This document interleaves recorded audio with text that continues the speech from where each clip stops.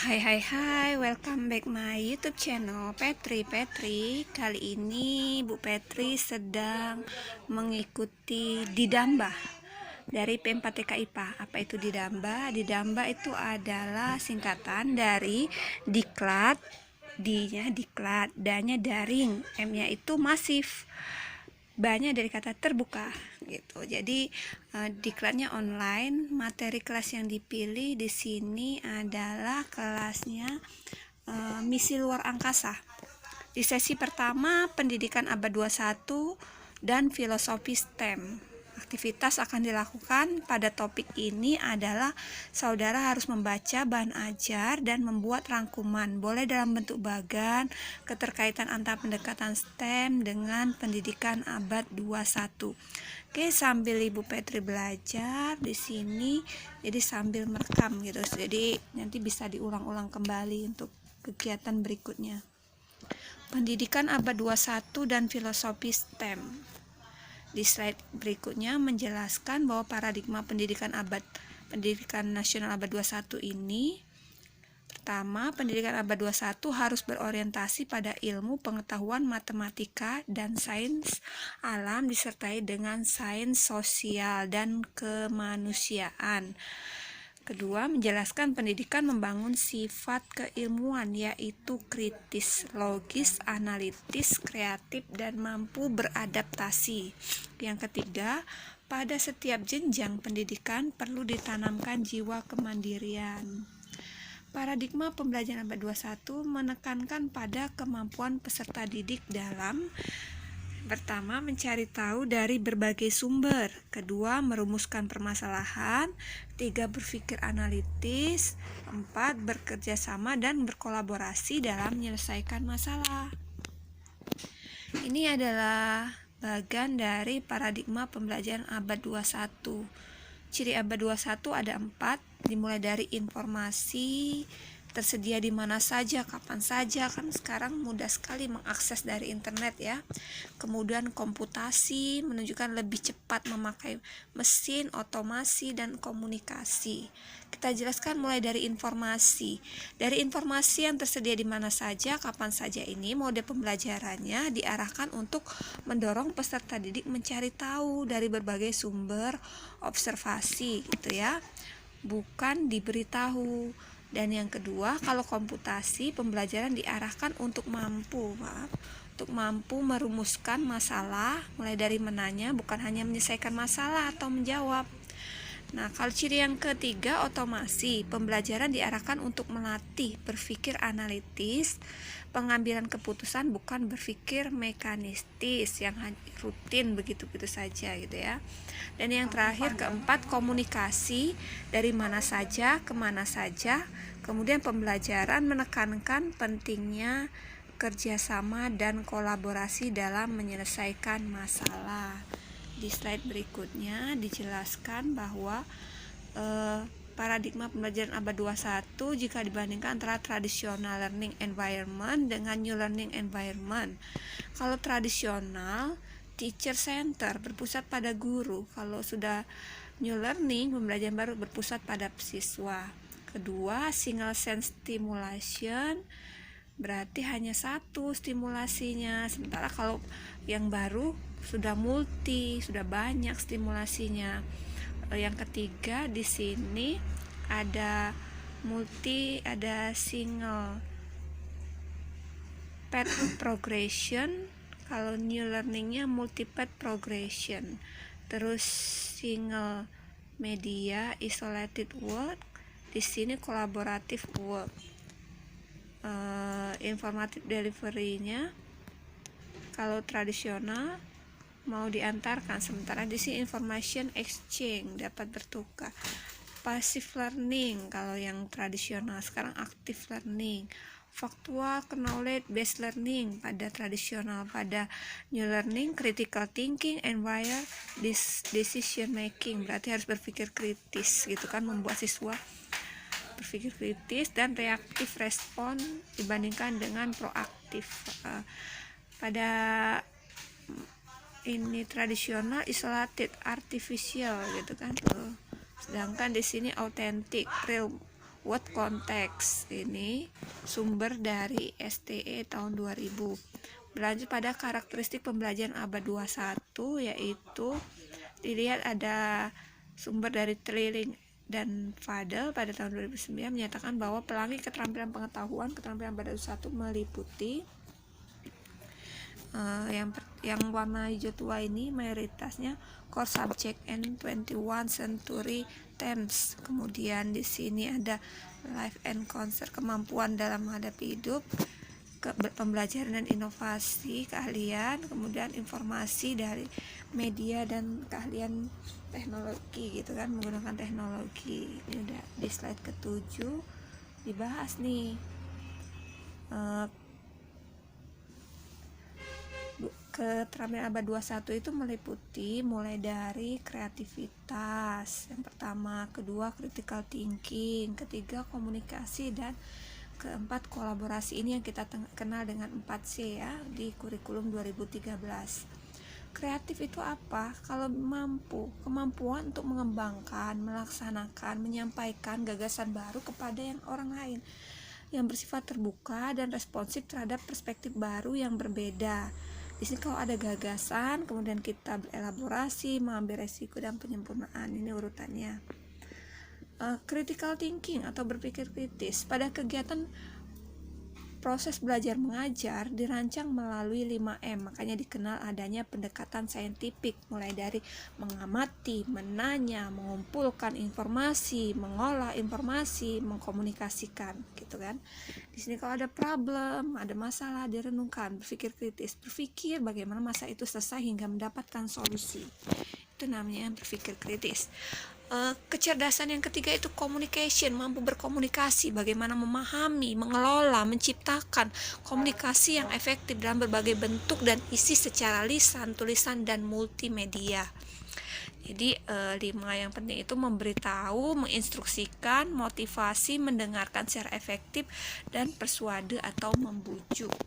Sedangkan keterampilan terakhir itu adalah kolaborasi.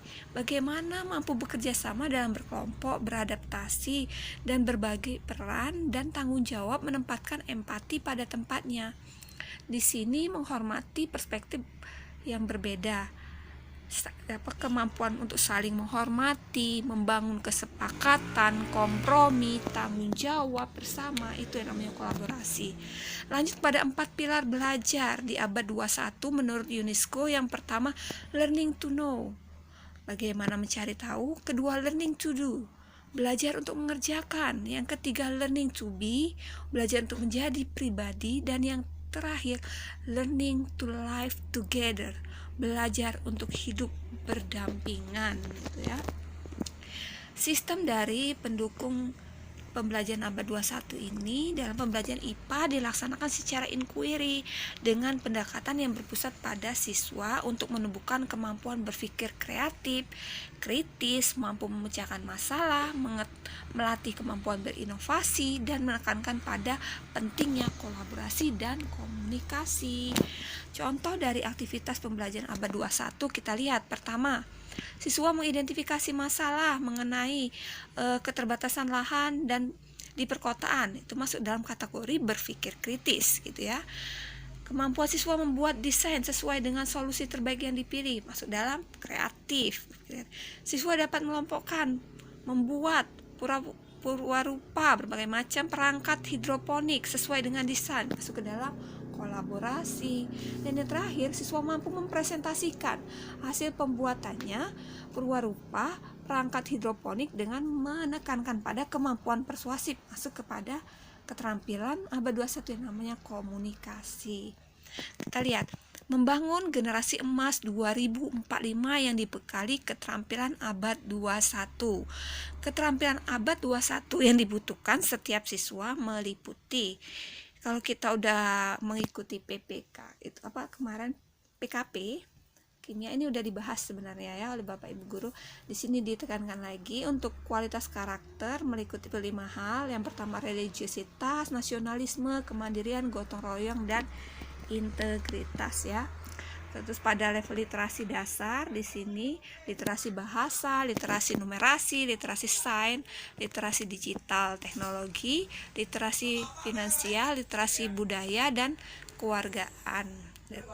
Dan kompetensinya meliputi 4C tadi, berpikir kritis, kreativitas, komunikasi, dan kolaborasi. Culture, value, imagination, creativity, and teamwork itu dijelaskan oleh Jack Ma, itu yang paling penting ya. Atau pendiri Alibaba.com ya. Di sini selanjutnya menjadi literat di abad 21. Literasi adalah kunci untuk terus-menerus belajar dan meningkatkan kompetensi agar setiap masukan siap masuk ke dunia kerja ya. Literasi itu bukan kemampuan membaca, tapi kemampuan memahami. Makanya literat itu disebut dengan orang yang paham gitu kan, bukan orang yang bisa baca. Maka ada literasi numerasi, literasi menulis, literasi finansial, literasi sains, literasi budaya dan kewarganegaraan, literasi digital. Ini kan jenis-jenis literasinya. Kita lihat dalam di sini STEM Education and 21st Century Skill dan kemampuan abad 21-nya. STEM itu pendekatan yang berada di tengah. 15. STEM yang ada di tengah. Oke, kita lanjutkan ke sesi berikutnya, STEM Education and 21st itu Century Skill. Di sini meliputi pada pendekatan STEM Education di sini ranahnya akan melibatkan berpikir kritis, kreativitas, kolaborasi, komunikasi, riset, penelitian hingga ke problem solving gitu. Pembelajaran abad 21 tantangan baru bagi praktisi pendidikan. Kalau bagi guru ya, pembelajaran abad 21 ini memerlukan motivasi dan menginspirasi peserta didik untuk memotivasi untuk memasuki profesi sains dan engineering. Bidang profesi secara langsung menopang pertumbuhan ekonomi. Pembelajaran abad ke-21 perlu lebih berkontribusi pada pengembangan kemampuan kerjasama, memecahkan masalah, kreativitas, dan inovasi yang berpotensi menopang ekonomi ya. Di slide berikutnya kita lihat. Di sini ada bagian yang menunjukkan STEM itu pilarnya terdiri dari sains, kajian tentang fenomena alam yang melibatkan observasi dan pengukuran. Teknologi itu inovasi-inovasi untuk memodifikasi alam agar memenuhi kebutuhan dan keinginan manusia. Kemudian E-nya itu engineering, pengetahuan dan keterampilan untuk mendesain, mengkonstruksi mesin, peralatan, sistem, material, proses yang bermanfaat bagi manusia secara ekonomis dan ramah lingkungan. Dan M-nya dari matematika, ilmu tentang pola-pola dan hubungan-hubungan dan menyediakan bahasa bagi teknologi sains dan engineering. Lanjut, tujuan pendidikan STEM menurut Baibi 2013, peserta didik yang melek STEM diharapkan mempunyai pengetahuan sikap dan keterampilan untuk mengidentifikasi pertanyaan dan masalah dalam kehidupannya, menjelaskan fenomena alam, mendesain serta menarik kesimpulan berdasarkan bukti mengenai isu terkait STEM. Memahami, kemudian berikutnya ya, memahami karakteristik fitur disiplin STEM sebagai bentuk pengetahuan, pendidikan gitu, serta desain digagas manusia, kesadaran bagaimana disiplin-disiplin STEM membentuk lingkungan material, intelektual, dan cultural maupun terlibat dalam kajian isu-isu terkait STEM sebagai warga negara yang konstruktif, peduli, serta reflektif dengan penggunaan gagasan STEM tuh.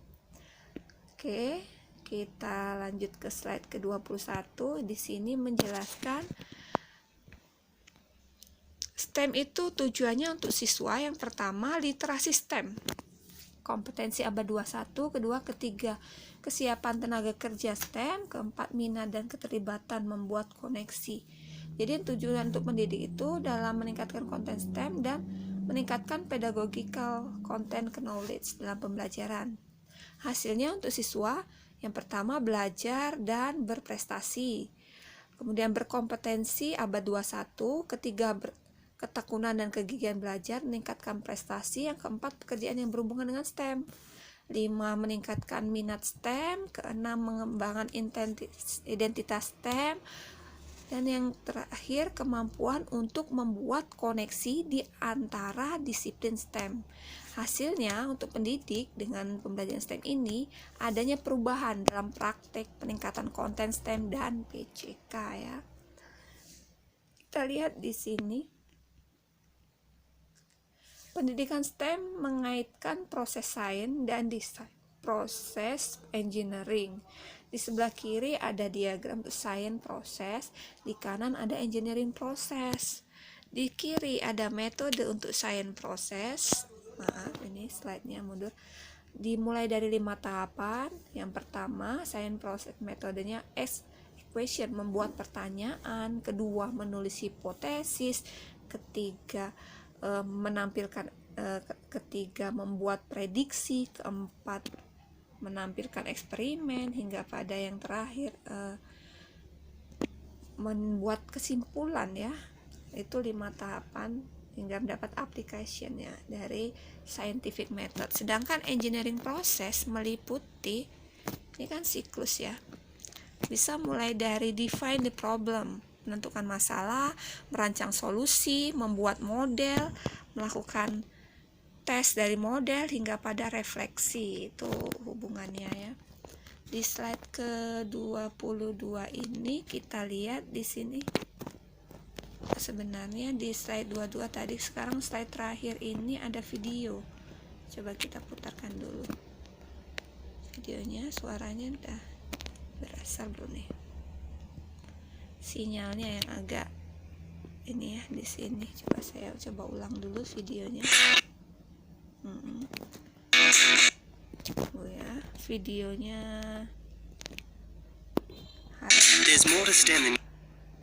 sinyalnya di.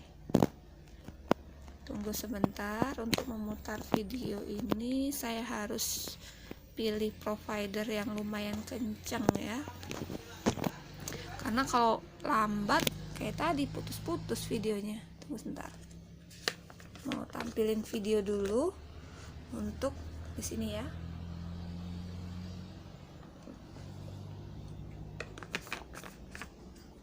Oke, kita coba. There's more to STEM than you think. It's everywhere around you, in everything you do, in every new idea. Ini udah pakai Telkomsel, cuman karena website di Damba ini diakses oleh Learning STEM is more than lectures, textbook. Memang yang akses banyak trafficnya ini ya, jadi lambat videonya. Oke. Calculators. It's creating.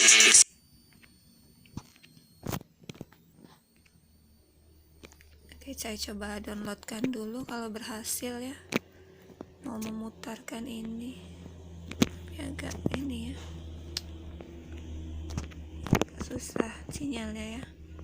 Nah, intinya dari video ini di sini ditampilkan STEM itu sudah bisa mengaplikasi ke ranah penggunaan gitu. Exploring and experimenting.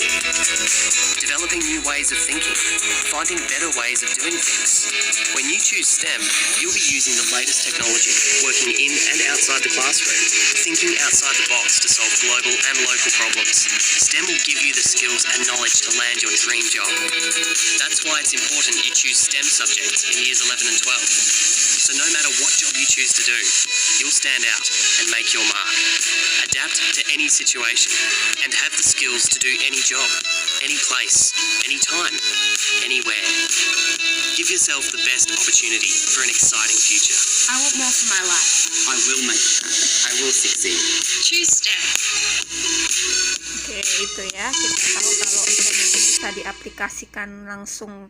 Kita lihat menyelam gitu kan, menggunakan tabung untuk pernapasan, kalau dokter, semua benda itu sudah ranahnya STEM itu sudah diterapkan. Jadi bagaimana pembelajaran guru ini sudah mengajak siswa melibatkan sains, teknologi, engineering, matematik untuk bisa, apalagi kimia, chemistry is my life gitu kan, dalam kehidupan. Langsung kita lihat apa yang dipelajari itu, apa yang akan digunakan. Semoga bermanfaat bagi kita semua.